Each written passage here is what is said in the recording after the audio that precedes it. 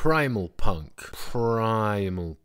If that offends you in any way, then Degenesis may not be for you, but if you're intrigued or enjoy self-harm, listen on. Degenesis is a franchise by German-based Serbian-run Six Moored Vodka, a design house where you probably know best for making League of Legends artwork. Now note that franchise word, because Degenesis, the TRPG, is one part of the grand narrative of the world. It also died miserably after a free-to-play experiment to ship more copies failed catastrophically as they refused to actually use avenues afforded to them. But let's move on. What's the deal with Degenesis? As a quick summary of the lore, every catastrophe that could go wrong happened at once, reducing the world to a horrible state composed of only Europeans and psychic Africans. Funky plants let us huff superpowers and die internally, while the next state of human evolution is relying on great value tech priests to fail miserably as global Kang supremacy enlightens the primal punks of Europa. Effectively, we've shot past Hyperborea straight into apocalyptic Hyborea, though this has led to some interesting developments, mostly with the cults. These groups are ideological culture warriors that, between beating the shit out of one another, are trying to find out what their ideal world is actually going to look like. Some are advanced, using old world firearms and medical technology, while others are little more than Conan tier. But who cares about all of that? What's the game like? The Catharsis, yes, the Cathar system. This is a D6 dice pool game where 4-up succeeds. You take an attribute, add one of the many skills in the game together, rolling that and trying to beat a target number. Any 6 you rolled is considered a trigger, which may apply bonuses or beat out opposition on a tie. However, the target numbers can get a bit wonky. Difficulty spikes after challenging 1, 2, 4, 6, 8, and 10, meaning that to just succeed at some checks, you're going to need to use every tool and trick you have. But just have better skills, I hear you say. Well, let's talk characters. In total, you start with 10 attribute points and 28 skill points with a max value of 2. Instead of cultures, cults, and backgrounds granting you bonuses to the flat value, you instead are going to increase that max value instead. Let's say I'm playing a man from Borca. I don't increase my agility or instinct, I increase the maximum I can raise it with those points. In total, there are 3 aspects to your background: culture, concept, and cult. Culture is the location across the entirety of Europe that matters, and North Africa. Concept is a series of vague prompts that you get, while cult is where the main meat of your abilities are. Let's create a Borkin Creator Scrapper. In total, I'll have a max of 2 in everything except agility 4 and instinct 3. My arts and athletics can be 3, while my engineering, toughness, artifact lore, crafting, and survival are at 4 total. Ta-da! We did it! Now we have to divide our 10 attributes and 28 skills between these, and you may see the issue. We're working with a minuscule budget, prompting us to do one word that defines Degenesis: focus. We have to focus our points, not to mention the various skills who can't be taken with one another, because each of those cults actually have a dedicated set of prerequisites with them. You want to go through the cults quickly, of course. Our Borkin Creator Scrapper wants to go as fast as possible up the chain, prompting you not really to invest in what you may want, but what you need. We can get up to Mechanist reliably, but we can't really go any further because of the requirements before us, which even our potentials, effectively perks, are also attribute and skill linked in some ways.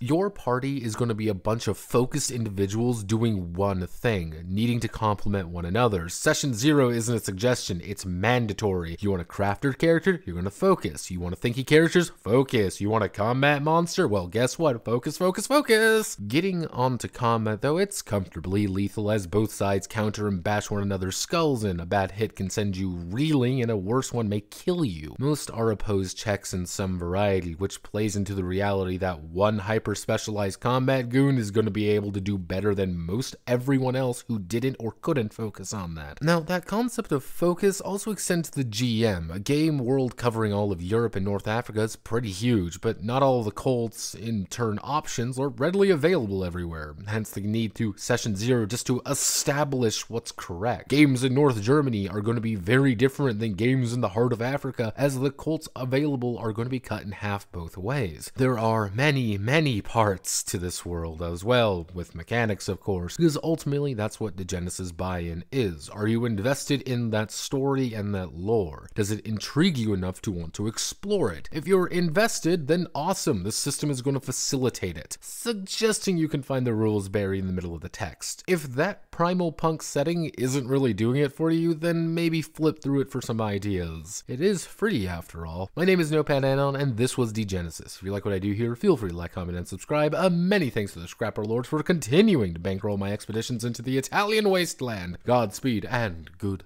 luck.